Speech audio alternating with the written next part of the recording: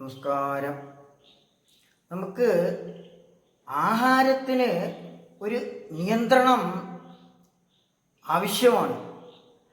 ആഹാരത്തിന് നിയന്ത്രണമില്ലെങ്കിൽ മനസ്സിനെ നിയന്ത്രിക്കാൻ സാധ്യമല്ല.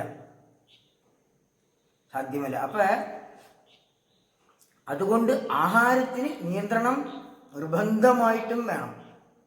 ശരീരം, മനസ്സ്, വാക്ക്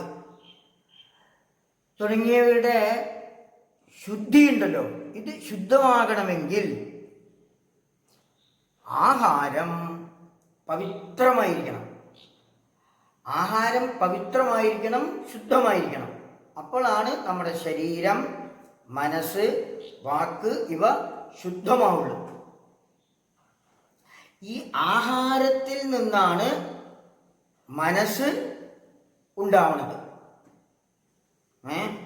ആഹാരത്തിൽ നിന്നാണ് മനസ്സ്. അപ്പൊ ആഹാരത്തിൽ നിന്നും മനസ്സ്, മനസ്സിൽ നിന്നും വിചാരങ്ങൾ, വിചാരത്തിൽ നിന്നും ആചാരം, ആചാരം തന്നെ പ്രവൃത്തി, പ്രവൃത്തി പരിചയമാകും, പരിചയം ശീലമാകും, ശീലം സ്വഭാവമാകും. അല്ലേ? ഈ സ്വഭാവമാണ് കർമ്മം. അപ്പൊ കർമ്മം ചെയ്യാൻ പ്രേരിപ്പിക്കുന്നത് മനസ്സാണ്. കർമ്മം ചെയ്യാൻ പ്രേരിപ്പിക്കുന്നത്.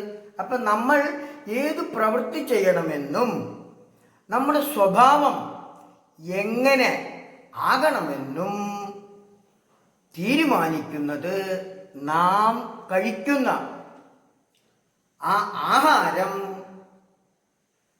തീരുമാനിക്കും. നമ്മൾ കഴിക്കുന്ന ആഹാരം തീരുമാനിക്കും. അല്ലേ? അപ്പൊ ഒരാള് സ്വന്തമായിട്ട് ഉണ്ടാക്കിയെടുക്കുന്നതായ ആ ഭാവം, സ്വന്തമായിട്ട് ഉണ്ടാക്കിയെടുക്കുന്ന ആ ഭാവത്തിന് കഴിക്കുന്ന ആഹാരം വലിയ പങ്കാണ് വഹിക്കണത്. അല്ലേ? അതിന് വലിയ പങ്കുണ്ട്. ഇപ്പൊ നമ്മൾ കഴിക്കുന്ന ആഹാരം ഏതു ഗുണത്തോടു കൂടി ഉള്ളതാണെന്നും ഏത് ഭാവത്തിലാണ് നമ്മൾ ആ ആഹാരം സ്വീകരിക്കുന്നതെന്നും നമ്മളിതിനെ എങ്ങനെയാണ് സ്വീകരിക്കുന്നത്, ഇതെല്ലാം നമ്മൾ ശ്രദ്ധിക്കേണ്ട വിഷയമാണ്. അപ്പൊ അതുകൊണ്ട് ചാന്തോക്യ ഉപനിഷത്തിൽ 6-ാം അധ്യായം 5-ാം ഖണ്ഡം 1-ാമത്തെ മന്ത്രത്തിൽ ഭഗവാൻ പറയാണ്, 1-ാമത്തെ മന്ത്രത്തിൽ പറയാണ്, അന്നമശിതം ത്രേധാ വിധീയത്തെ തസ്യ യസ്തവിഷ്ടോ ധാതുഃ തത്പുരീഷം ഭവതി യോ മധ്യമഃ തന്മാംസം യോ അനിഷ്ടഃ തന്മനഃ.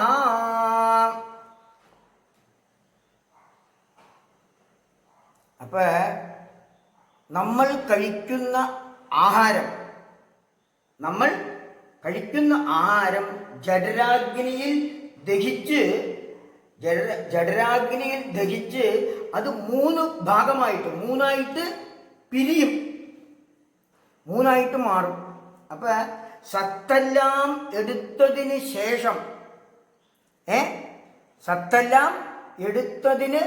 ശേഷമുള്ള ആ സ്ഥൂലാംശം മലമായിട്ട് വിസർജിക്കും. മധ്യമമായ അംശം മാംസമായി തീരും. മധ്യമമായ അംശം. ഇനി ഏറ്റവും സൂക്ഷ്മമായ അംശം മനസ്സായി രൂപാന്തരപ്പെടും. ഏറ്റവും സൂക്ഷ്മാംശം, ആരാണോ ആഹാരം പാകം ചെയ്യുന്നത് അയാളുടെ ഉള്ളിലുള്ള വിഷമങ്ങളും ദുഃഖങ്ങളും ആ ആഹാരത്തിൽ പ്രവേശിക്കും. ഇനി ആ ആഹാരത്തിനെ നമ്മൾ വേറെ ആഹാരം കഴിക്കുമ്പോൾ അതിലും അങ്ങനെയൊക്കെ തന്നെയാണ് കേട്ടോ. ആ ആഹാരം ആരാണോ കഴിക്കുന്നത് ആ കഴിക്കുന്ന സമയത്ത് ഏത് മനോഭാവത്തോടു കൂടിയാണോ ആഹാരം കഴിക്കുന്നത് അതും ആഹാരത്തിൽ പ്രവേശിക്കും. അതുകൊണ്ട് നാമജപത്തോടു കൂടി വേണം ആഹാരം പാകം ചെയ്യാൻ. നാമജപത്തോടു കൂടി വേണം. പണ്ടെല്ലാം ഉള്ളവർ അങ്ങനെയാണ് ചെയ്തുകൊണ്ടിരുന്നത്. അപ്പൊ ഈ ആഹാരം കഴിക്കുന്നതിന് മുമ്പ് ആ ആഹാരത്തിൽ തൊട്ട് പ്രാർത്ഥിക്കണം. ആഹാരത്തിൽ തൊട്ട് പ്രാർത്ഥിക്കണം. ഈ ഭോജന മന്ത്രം ചൊല്ലും, അതേമാതിരി വൈശ്വദേവ ധ്യാനം. അപ്പൊ കയ്യിൽ ജലമെടുത്ത് ആ ആഹാരത്തിൽ ഇങ്ങനെ പ്രോക്ഷിക്കണം, ഇങ്ങനെ തെളിക്കണം. തെളിച്ചതിന് ശേഷം ആ ആഹാരം, ആ കഴിക്കുന്ന ആ ആഹാരം എന്നിൽ അമൃതമായി തീരട്ടെ, എന്നിൽ അമൃതമായി തീർന്ന് സദ്വിചാരങ്ങളിലേക്ക് എന്നെ നയിക്കട്ടെ എന്നൊരു പ്രാർത്ഥന.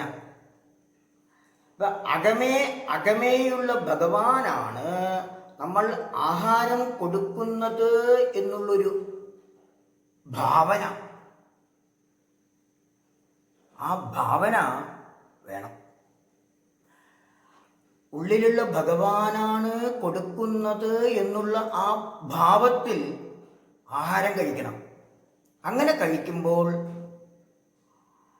അതുകൊണ്ട് അന്നം ശുദ്ധമാകും. ഭഗവാനാണല്ലോ ഉള്ളിലിരിക്കുന്നത്. ഭഗവാൻ തന്നെയല്ലേ അതെല്ലാം ദഹിപ്പിക്കുന്നത്. എല്ലാം ഭഗവാനാണല്ലോ ചെയ്യുന്നത്. ഭഗവാൻ മാത്രമേ ഉള്ളൂ എന്ന് പലേ തവണ ശാസ്ത്രം പറയുന്നുണ്ട്.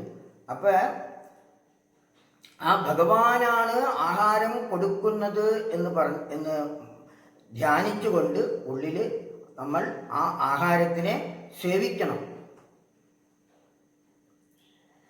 അപ്പൊ അന്നശുദ്ധി ഉണ്ടാവും, അല്ലേ? അപ്പൊ നമ്മൾ കഴിക്കുന്ന ആഹാരം ഭാവി ജീവിതത്തിന് വലിയ പങ്ക് വഹിക്കുന്നുണ്ട്. അപ്പൊ ആഹാരം കഴിക്കുന്ന സമയത്തുള്ള ഭാവം, ആഹാരം ഉണ്ടാക്കുന്ന ആളുടെ ഭാവം, ഇതെല്ലാം വലിയ പ്രാധാന്യമുള്ളത് കൊണ്ട് നമ്മൾ ആഹാരം കഴിക്കുന്ന സമയത്ത് ഉള്ളിലുള്ള ഭഗവാനാണ് കൊടുക്കുന്നത് എന്നുള്ള ഭാവത്തിൽ അതിനെ സ്വീകരിക്കാനുള്ള ഭാഗ്യം ഓരോരുത്തർക്കും ഉണ്ടാവട്ടെ എന്ന് പ്രാർത്ഥിക്കണം. ഓം ശാന്തി ശാന്തി ശാന്തി ഹരി ഓം.